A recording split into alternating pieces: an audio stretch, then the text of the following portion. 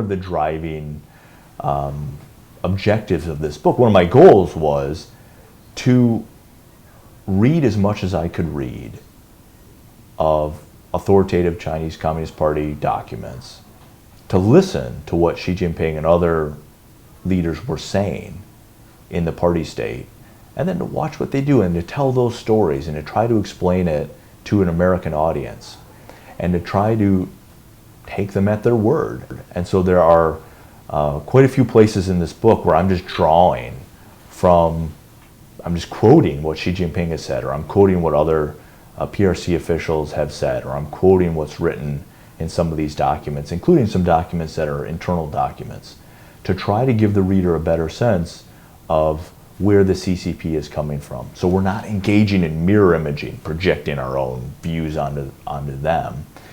And the result, I think, certainly for me, it took about 3 years to write the book.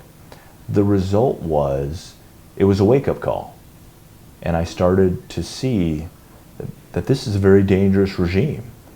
It's very hostile to liberal democracy. It's very hostile to the fundamental principles and values of the United Nations Charter and the entire post-war world order. And so I think there's kind of a warning in that as well.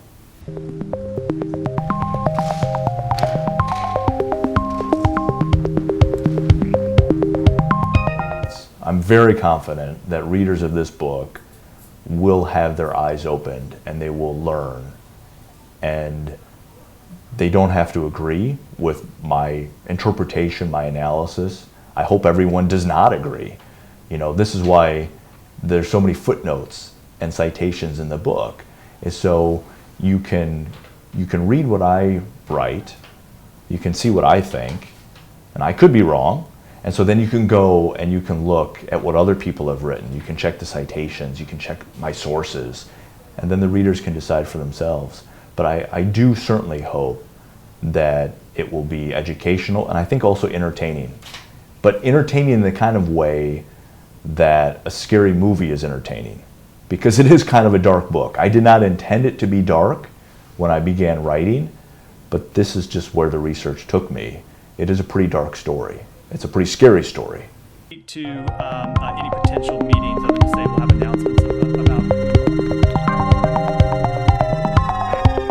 Moving towards strategic clarity is going to be provocative to the Chinese Communist Party, and it's going to potentially lead to more coercion and a deeper crisis across the Taiwan Strait and higher levels of tension. Is why President Biden is moving closer to strategic clarity, is because he can see that the US government needs to be more honest about the threat, and he needs to make the US commitment to Taiwan's defense more credible.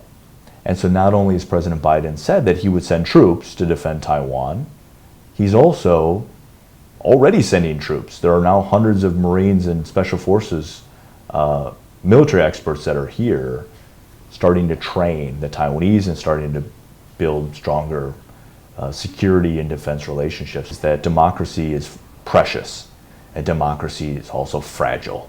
And so it's very important that we do everything we possibly can to defend it and protect it. I hope that in some small way the book will help policymakers. It will